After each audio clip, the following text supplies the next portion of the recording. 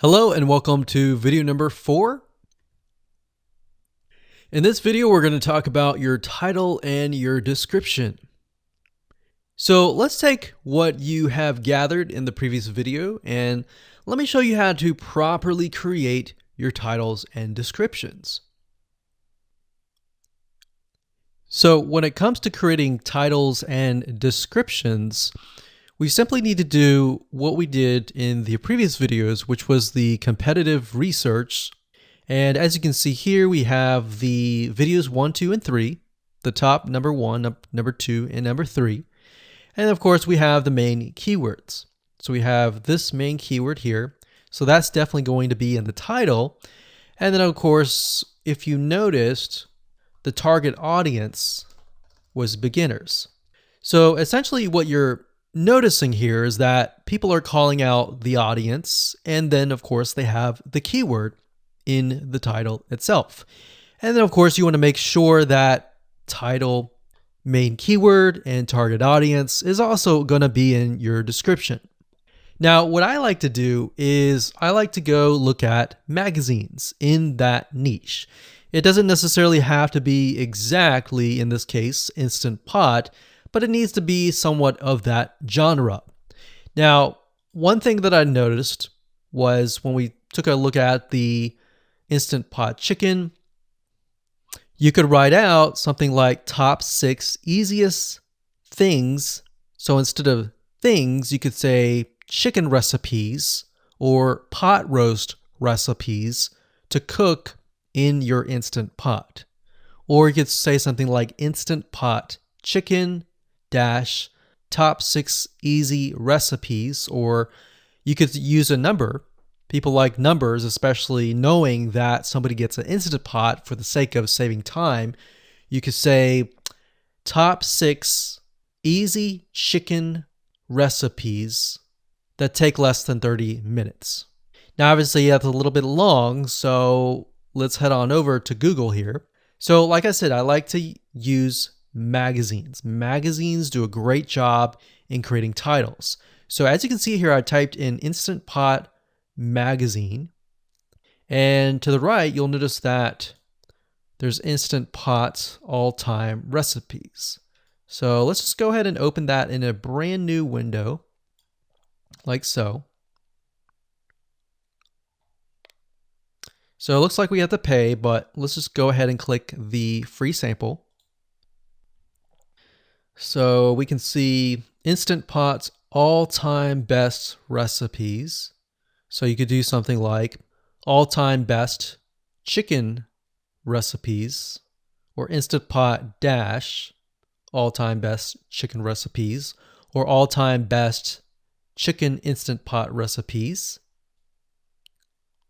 So obviously here we're not going to copy word for word because that's plagiarism, but we're going to use something different. We're going to tweak it around.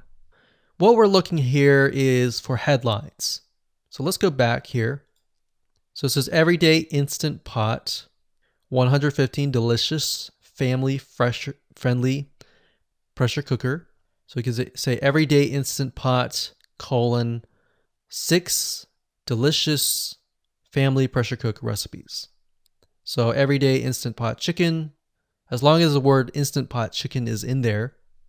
So we got 66 Instant Pot recipes that put your pressure cooker to work.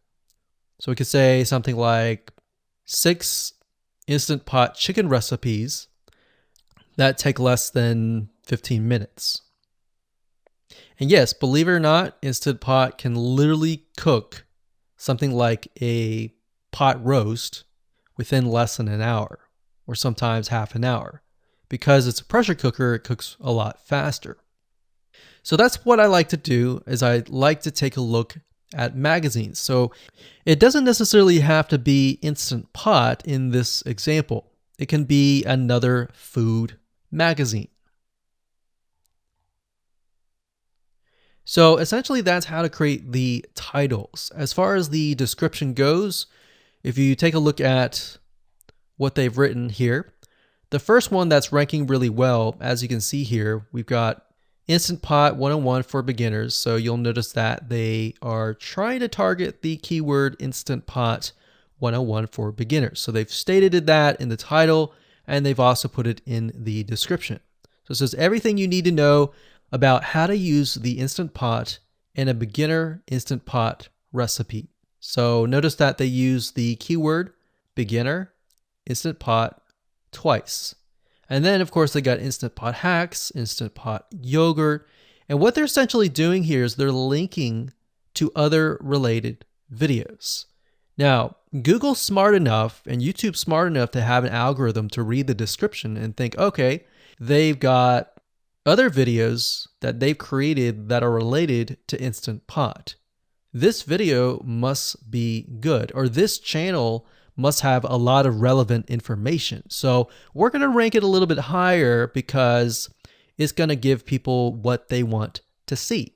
So now we look down here, it says Instant Pot Chicken. So this is the lady who is ranking really high on Instant Pot, but also Instant Pot Chicken. So it says cook with me as I try a new recipe with my Instant Pot. So we can see the keyword Instant Pot here. And as you can see, the description is really written for the user, but it contains the keywords that are necessary. So you don't need to write something like Instant Pot Chicken or something that's just a bunch of garbled information.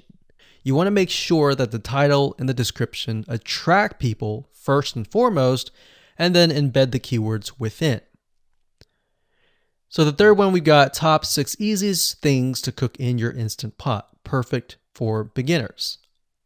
So it says, today I'm sharing with you the 6 easiest things to cook in your Instant Pot. So you can see here, the title is here, but the title is also in the description. It says, now these are perfect if you are just starting out or even had the Instant Pot for a while. So you can see the keywords that are embedded, but it's really written for the user.